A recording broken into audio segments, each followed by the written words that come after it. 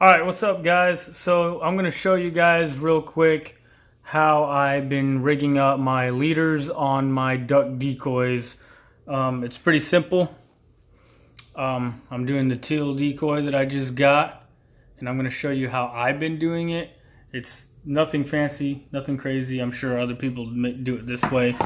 Let me show you what I've been doing is, depending on how the decoy is, for one, this is a little tip here. Depending on how the decoy is facing, for example, I got one dabbling right here. I don't know if other people do this. There's all these holes on the bottom here.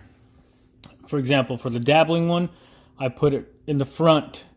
That way, when the water's, the duck's right here in the water, the weight is going to be pulling down when the water's moving and there's some waves or some wind. The weight will be pulling down on here, not on the back, so it looks like this. Obviously that's a little weird. You want this one to look like it's sifting through the water, and its beak's in the water. So put the weight and the leader in the front, and that way you get that effect. For these, I've been putting them in the back. I don't know if you guys see when there's a group of ducks, and a lot of the times the drakes or other ducks in general are fanning their wings. They're getting up and they fan their wings, or they get up and do movements like with their chest kind of popped out. So what I did there is I put the weight on the back.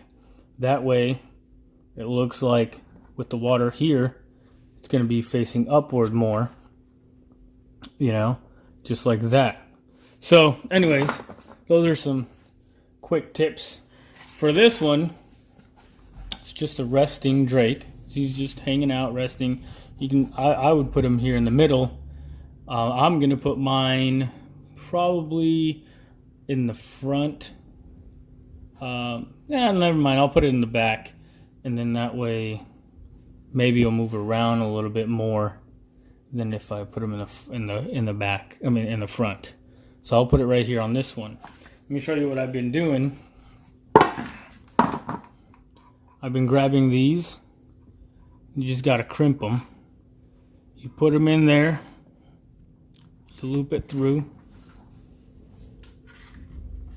Loop it through like this. Right?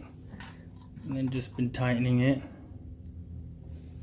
until it looks about like this. Okay, so you got your little tag end, and then you got the rest of the line. I've been cutting mine at 4 feet. So, and then I've just been grabbing wire strippers. They actually work really well. These wire strippers, I don't have any professional crimpers, but these have a little crimping spot right here. Just been putting them here. Let me scoot up. Just been putting them like this. Whoops. Open them up as much as they go.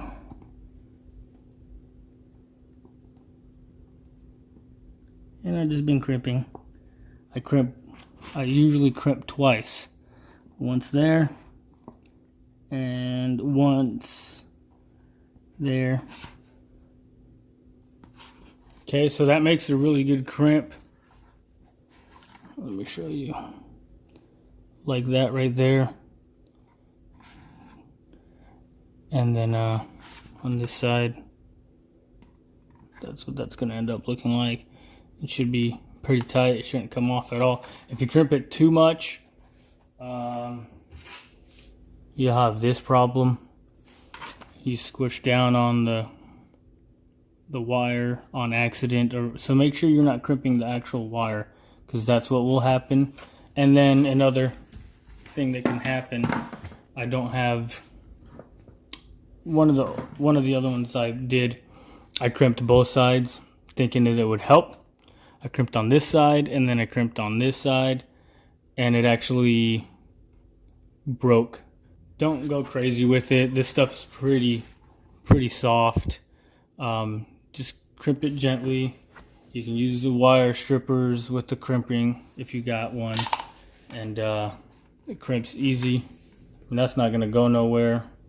And if it does, that would suck, but it shouldn't go nowhere. And then do the same thing with your lead weights. I got these lead weights, so that's what I'm gonna do.